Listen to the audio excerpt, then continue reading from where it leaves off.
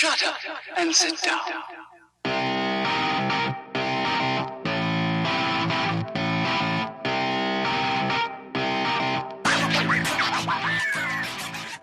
MVP Picks, your home for mixed martial arts news and betting advice.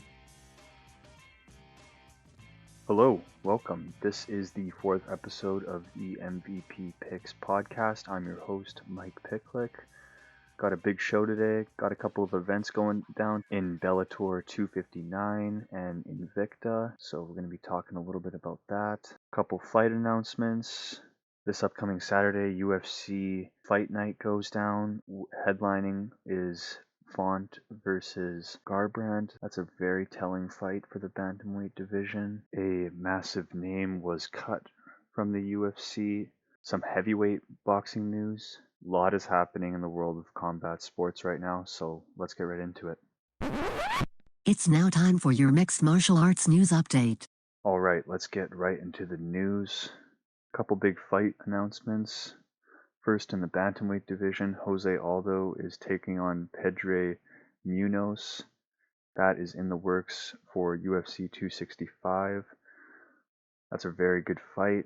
If I'm not mistaken, Aldo is coming off of a win against Marlon Vera, and Pedro Munoz is also coming off of a win against Jimmy Rivera. So, good fight for the bantamweight division. Both are ranked in the top 10. Surely whoever wins will move forward. Another bantamweight fight. This fight isn't really an announcement. It's more of a rescheduling. Corey Sandhagen versus TJ Dillashaw.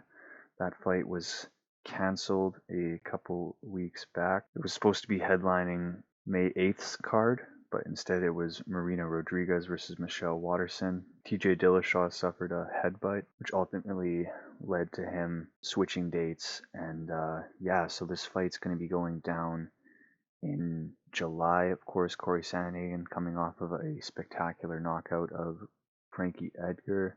First round flying knee. It was insane. And TJ Dillashaw, of course, is coming off of a suspension from USADA. He was caught after his flyweight championship bout with Henry Cejudo, in which he failed for EPO. And he's coming off of his suspension. Former champion TJ Dillashaw. It's going to be a big fight for him. He ain't getting no easy fight in Corey Sandhagen, that's for sure. And we'll see if time away from the sport has really taken a toll on him. Because Corey Sandhagen, man, he is on a roll. Of course, he had that spectacular knockout of Frankie Edgar, but he also had another amazing knockout in Marlon Moraes. And that was that was October 10th in 2020. And then the Frankie knockout was pretty recent. It happened February 6th in 2021. Yeah, that's a big, massive fight for the bantamweight division. I don't like how it's so far away though. July 24th. Don't understand why they're putting it off for so long, but hopefully that fight does go through. In more MMA news, Jacare Souza has been cut from the UFC. Of course, he suffered a loss to Andre Muniz this past weekend at UFC 262. Muniz was, of course, saying all week how he was the better grappler, and then he was going to submit Jacare, who is a very accomplished Brazilian Jiu-Jitsu practitioner. So he's going to have to rest up that arm, but he is going to go down as one of the best grapplers to ever compete in MMA. He's the former Strikeforce middleweight champion. Can't say I didn't see this coming. He was on a little bit of a skid, first starting with his loss with Jack Hermanson. Then, of course, he made the move up to light heavyweight and took on the now light heavyweight champion Jan Blachowicz, and then suffered the knockout loss to Kevin Holland, and of course just recently getting his arm broken by Andre Muniz. But I mean, you gotta feel for the guy, but he is 41 years old. Who knows if he'll even come back to the sport. Not really much else he can do. He's had a very accomplished career, but yeah, no more Jacare in the UFC. Let's get into some boxing news. So, of course, for the last couple of weeks, we were hearing Anthony Joshua, Tyson Fury. That was a go. That was going to happen. It was confirmed. But as of today, that's not happening. Tyson Fury and Deontay Wilder have reached a verbal agreement for their third heavyweight bout. So what had happened was that there was an arbitrator that ruled that Fury had to honor a contractual rematch clause with Deontay Wilder, and he ordered Fury to make good on that obligation by September 15th. So this fight is going to be happening pretty soon. There's talks of it going down around July 24th. Oh man, I mean, I was very excited for the bout between Joshua and Fury. That was going to be a legendary fight. That was going again, I think it was going to be the first unification of the heavyweight title since Lennox Lewis and Evander Holyfield squared off in the 90s. Like, very frustrating, but Deontay Wilder won the case and is now fighting for the third time. Of course, their first bout, a bit controversial. Many thought Tyson Fury won, but it ended up ending in a draw, and then they fought for a second time, and of course Fury put the nail in the coffin and beat Deontay Wilder for the WBC heavyweight title. Now, do I see this fight going Deontay's way for a third time? I don't think so, but it's heavyweight boxing. That's what makes it interesting. So that will be interesting. So Tatiana Suarez did an interview with Ariel Helwani, and she has finally been medically cleared and hopes to return in September in the flyweight division. She, of course, was originally a strawweight after a 2-year layoff. So Tatiana Suarez is finally going to be returning to the cage. She's incredibly talented. A lot of talk of her being a huge threat for when she fought in strawweight, but now that she's moving up to flyweight. All right, let's just take a quick peek at all the cards that are going down tonight and tomorrow. First, starting off with Invicta FC.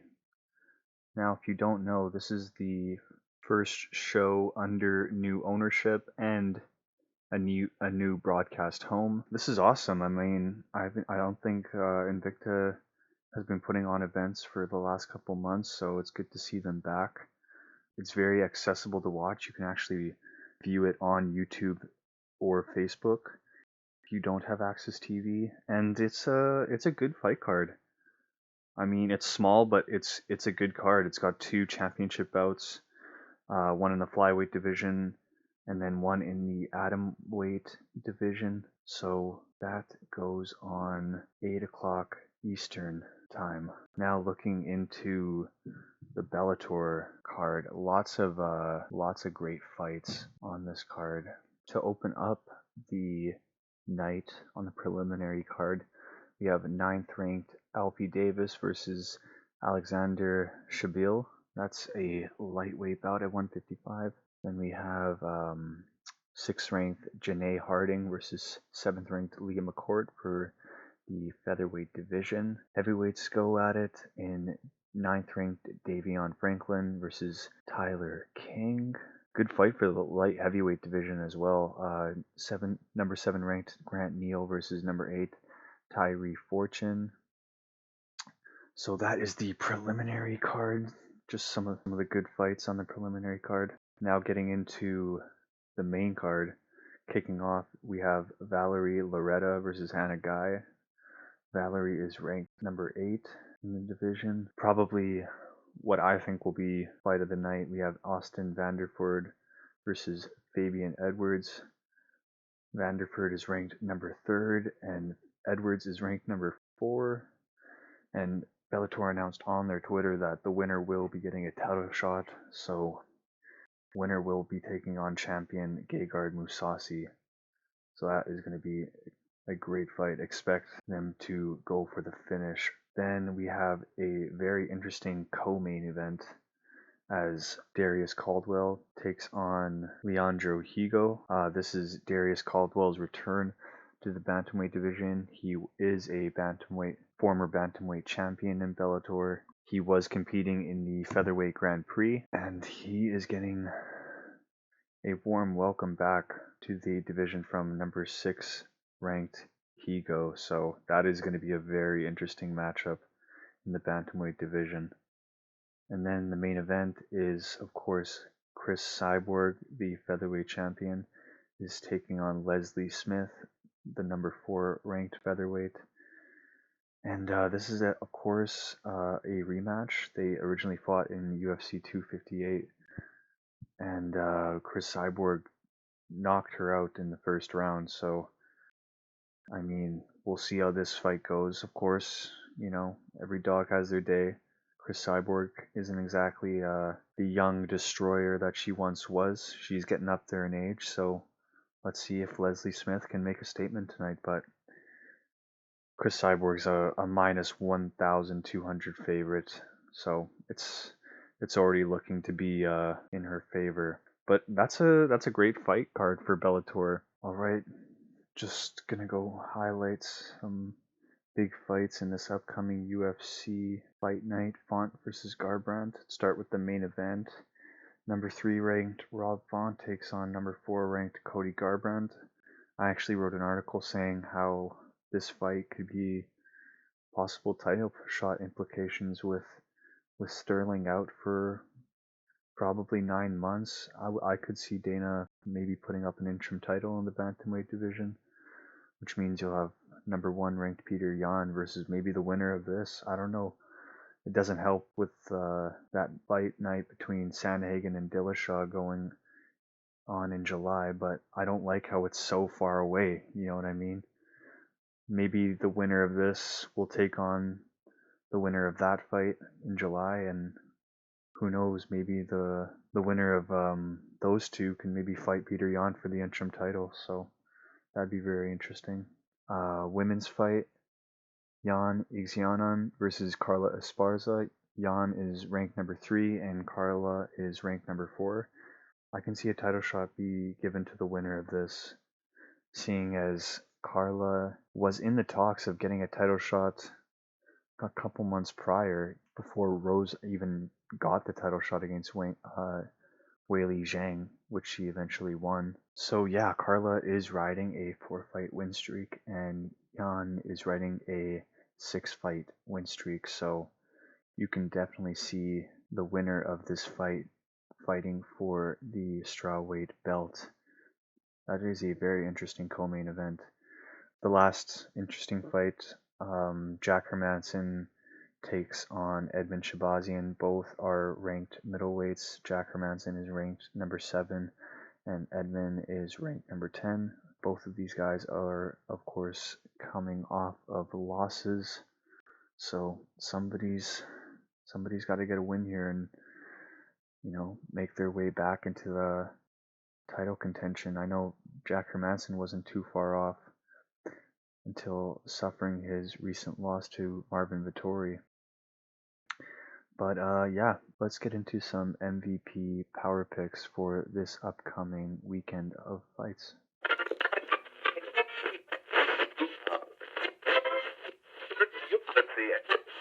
It's now time for your MVP power picks. All right, let's go over some MVP power picks for this upcoming weekend. First, let's go over some Bellator odds. I already posted who I like on my Instagram. You can see that at MVP Picks 19. I decided to go with 3 fights on the Bellator card. On the preliminary card, I went with Saad Awad. He is plus 260. I went with Fabian Edwards. He is plus 205. Then I went with Leandro Higo. he is plus 260. I went with those because I thought they were all good value. For the Saad Awad fight, he's been kind of on a losing streak, but all of his fights, all of his fights were at welterweight, and he's not really a welterweight, he's more of a lightweight, and he's finally making his return to lightweight against Nate Andrews. And Nate Andrews is also coming off of a loss, so I'm going to go with the Bellator vet, Saad Awad, for the Fabian Edwards fight. I think this is Austin Vanderford's biggest test. Truth be told, I'm surprised the odds are more in his favor. I thought it'd be more of a pick'em fight, but I would definitely give the Fabian the advantage in striking and in terms of grappling. I would say Vanderford has it, but Fabian, he's not too far off. I think he's a very underrated grappler, so that's why I see Fabian getting the dub there. And also he's sitting at really good value at plus 205. And then for the last pick, I decided to go with the co-main event, and I chose Leandro Higo. He's sitting at plus 270. He's coming off of a good win over Ricky Bandejas, and he's riding a 2-fight win streak. As for Darian Caldwell, he is coming off of a loss to AJ McKee, and he hasn't been at the weight class for a while, so I just feel like Higo's going to give him problems in his return to the weight class, and that's why I'm going to go with Higo at plus 270.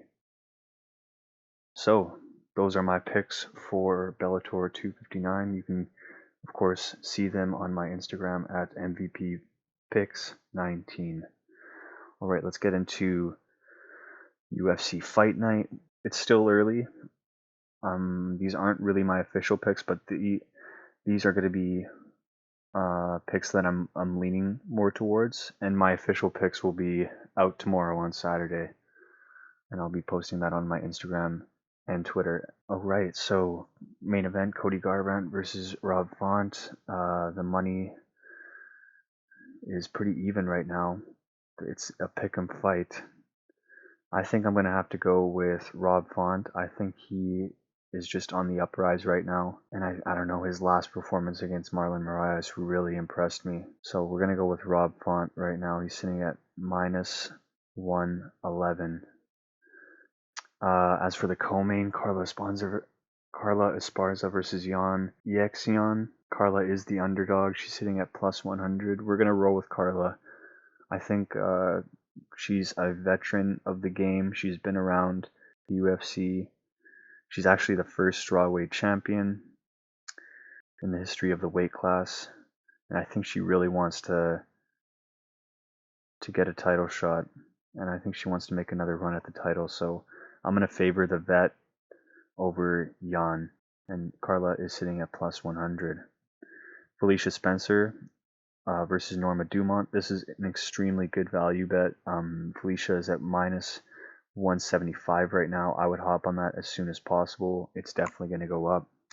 Yeah, she's coming off of 2 losses, but they're against Chris Cyborg and Amanda Nunes, and she went the distance with both of them. So I mean, Felicia is tough, and Norma is going to have her hands full this tomorrow night. So definitely going to roll with Felicia at minus 175. Edmund Shabazian versus Jack Hermanson. Jack Hermanson sitting at minus 161. We're going to still roll with Jack Hermanson. We've been on that all week. I just think, again, he's a vet of the game, and Edmund kind of got exposed his last fight with Derek Brunson, so definitely I'll definitely look to you'll definitely see Jack Hermanson try to implement that sort of game plan towards Shabazian, as Hermanson is a extremely good grappler like Derek Brunson. So Jack Hermanson at minus 161. And that is it, I think, for picks. So just to recap, we're going to go with Jack Hermanson, Felicia Spencer, Carla Esparza, and Rob Font. Those have been my MVP power picks. Yeah, enjoy the weekend of fights. It's going to be a great weekend. I'll see you next episode on Monday. We'll do a recap of the weekend, do what's next for the winners in Bellator and UFC Fight Night. Anyways, make sure to follow me on Twitter at MVPPicks19. That goes for Instagram as well. And yeah, enjoy the weekend. Cheers, guys.